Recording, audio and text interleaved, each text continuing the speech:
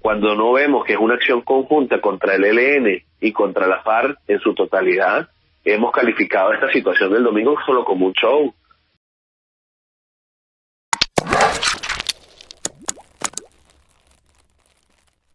Tensión en la frontera. Lucas Gómez, gerente de fronteras, lanza una alerta por la crítica situación en la frontera colombo-venezolana. Son más de 3.000 venezolanos que han llegado a Arauquita.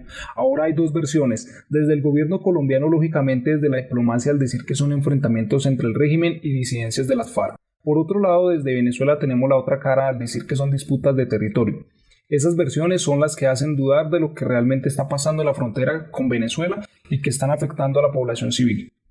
Fundarredes, una ONG de Venezuela, dice que es un enfrentamiento focalizado, provocado por la lucha para quedarse con dineros del narcotráfico. Lo cierto es que tenemos más de 3.000 personas desplazadas en Arauquita. Miles de venezolanos se están desplazando forzadamente hacia Colombia, huyendo del conflicto que se ha desarrollado en el estado de Apure de Venezuela, donde las Fuerzas Armadas venezolanas están enfrentando al Frente 10 de las FARC, llamado Martín Villa.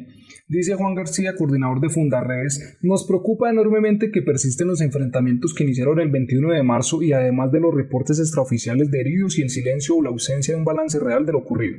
A continuación escucharemos una entrevista que nos cuenta con detalle lo ocurrido en la frontera colombo-venezolana y la crisis humanitaria que se desató por los enfrentamientos que hasta ahora han dejado más preguntas que respuestas. Buenos días, agradecerle por la oportunidad que nos permite una vez más ratificar lo que por años hemos señalado. En Venezuela está la FARC, en Venezuela está el ELN, han actuado con asociación con el régimen venezolano y lamentablemente hoy se está viendo las consecuencias de estos negocios con el terrorismo, producto de desacuerdos en la resulta de las ganancias de la criminalidad y de operaciones ilícitas. Esta última parte es muy reveladora porque inicialmente uno no entendería por qué se estarían peleando los militares venezolanos con quienes han sido sus amigos y protegidos durante mucho tiempo, que son las disidencias de las FARC. ¿Qué es lo que provoca este enfrentamiento entre estos dos bandos? Bueno, quiero decirles que no es contra la disidencia de la FARC, es contra un grupito disidente de la disidencia de la FARC. Y eso es lo que está ocurriendo en este momento. Pero quiero ponerles en contexto brevemente que el enfrentamiento que ocurrió el pasado domingo 21 de marzo en La Victoria, estado Apure, es, digamos, la réplica de dos enfrentamientos anteriores contra el mismo Frente 10 de la FARC que comanda alias Farley. El 19 de septiembre del 2020 ocurre el primer enfrentamiento en el sector El Lura.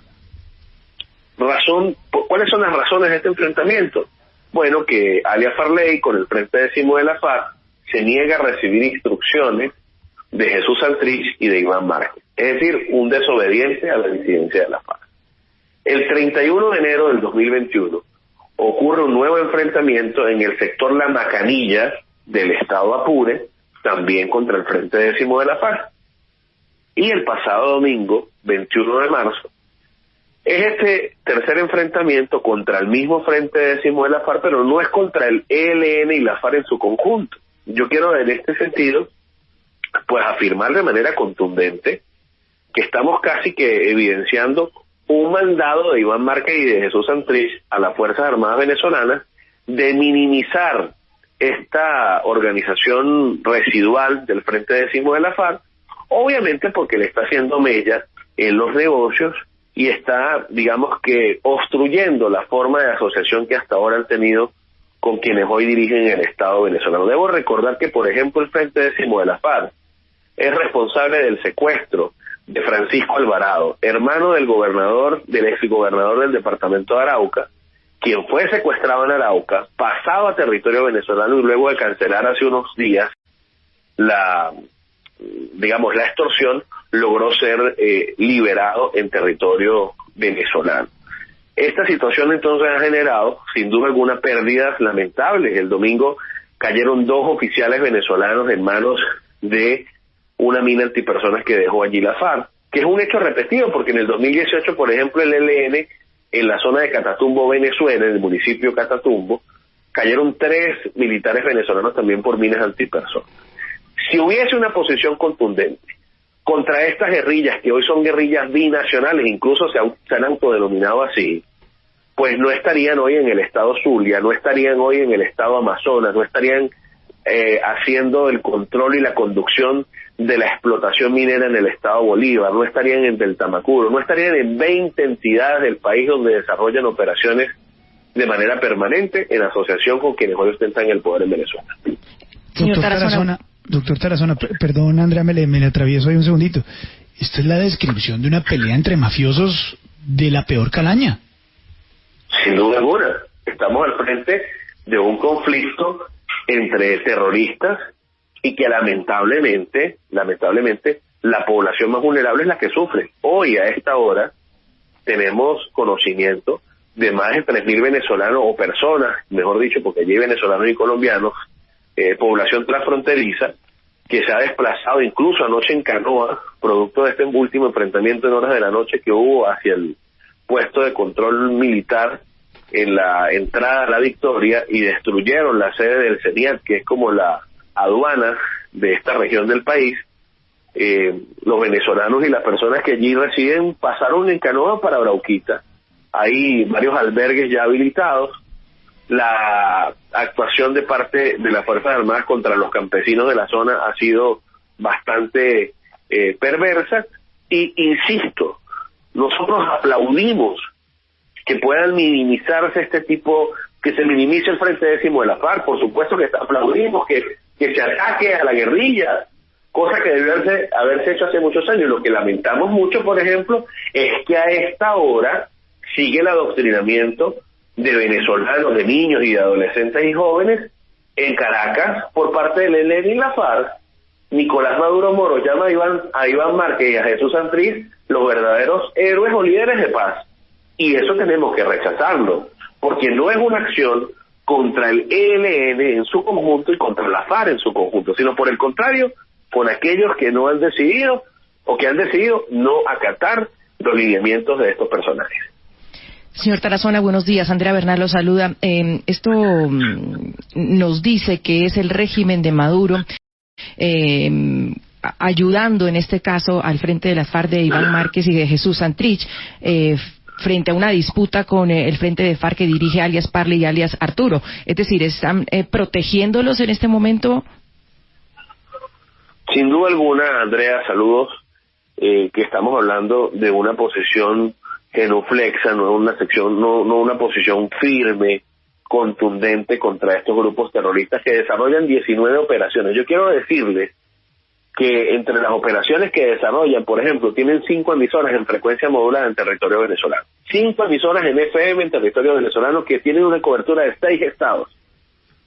Si hubiese una posición contundente, bueno, se bloquea el espectro radioeléctrico de estas emisoras. ¿Cómo es posible que en Santa Cruz de Aragua, en el estado de Aragua, que queda en el centro del país, en la Casa de la Cultura, se desarrollan reuniones con la FARC?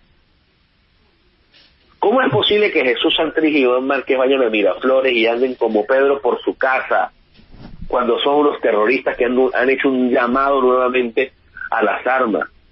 Pero apenas hace unos días escuchábamos a Vladimir Padrino López casi que justificar las razones por las que Iván Márquez y Jesús Santrich se habían alzado nuevamente en armas en sociedad con el ELN. Porque ya Fundaredes en el 2019 manifestaba los hallazgos que teníamos de la alianza que hay entre el ELN y la FARC.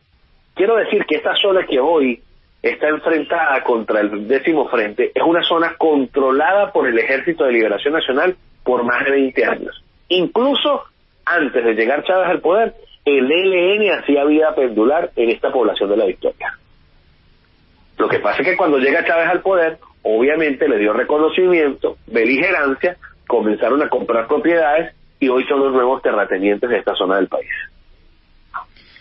Señor Tarazona, dentro de toda esa explicación y ese mapa que usted nos presenta, ¿cabe la posibilidad de que estos enfrentamientos sean de alguna forma elaborados para tratar de probarle a la comunidad internacional que el ejército venezolano sí está combatiendo las disidencias de las FARC?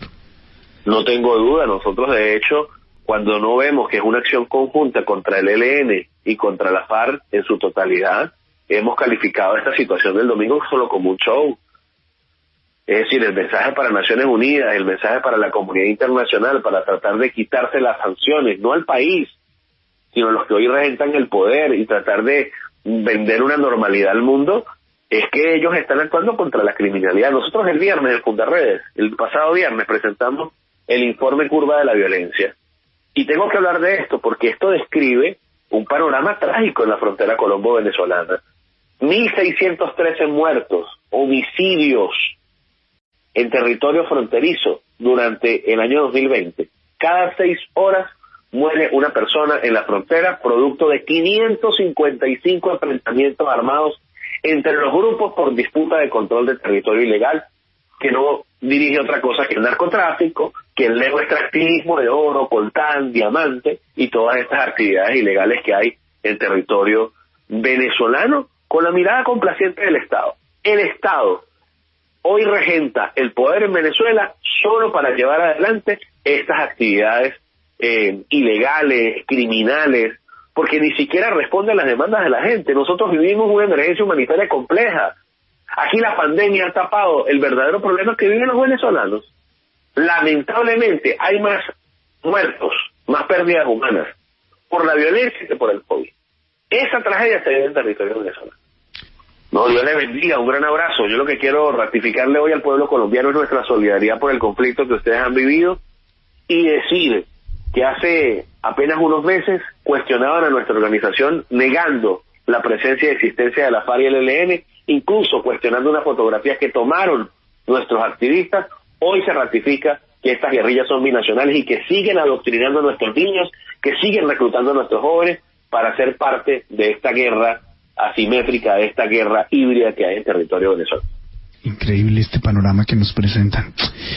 Me están diciendo que tenemos una declaración del gerente de Fronteras de Presidencia, Lucas Gómez.